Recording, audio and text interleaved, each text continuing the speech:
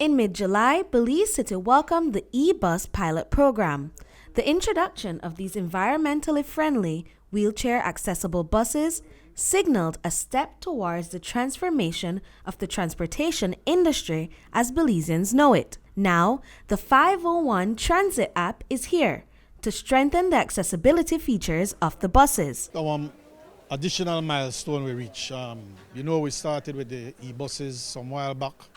They are now up and running, functional, and now the app really complements that process and is a key milestone because it really speaks to connectivity with the residents, with the commuters, and having them know in real time where the buses are at any given time. The project is funded through the European Union and is spearheaded by the Belize City Council with assistance from the United Nations Development Programme.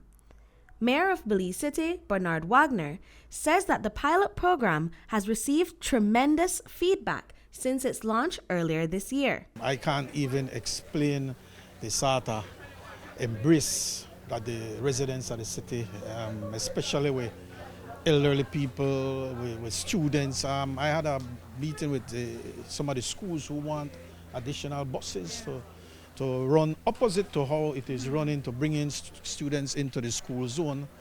The elderly, the people with diverse abilities have really embraced it, and it is so good to see that our youths, our children are being brought into this new era of transformation in the transportation industry.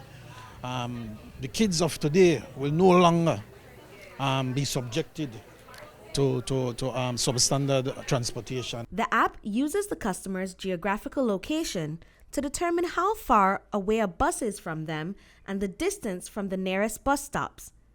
Chief Transportation Officer Leon Gentle explains. The idea of the app, like we were talking earlier about, is to try to make the lives of commuters a little bit easier.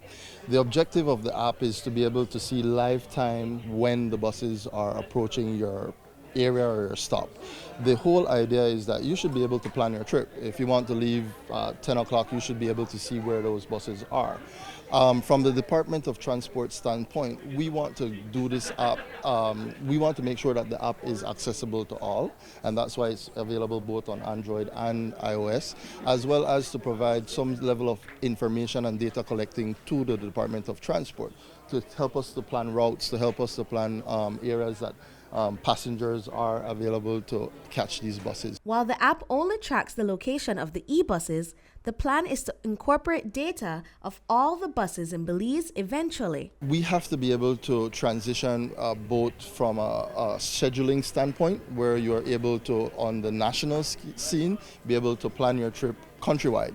And so we would have a national schedule that would eventually go on this app for persons to say, if I want to move from Belize City to Cayo, I know these are the buses and these are the operators that would be leaving from the bus terminal in Belize City and from areas that they should be based on their road service permits. So each road service permit has a time that you should be at a particular location, and that is where we intend to make that transition. Eventually, we're hoping that operators add the telematics, which would give us the real-time data to their existing buses. Mayor Wagner explains that demand for more buses is high, but the team is attempting to secure more in the near future.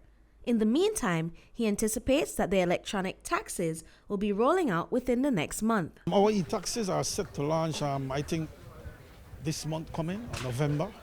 The hardest setback has been getting the drivers in place, because we want to get the right drivers, and so we are set for this month. Britney Gordon for News 5.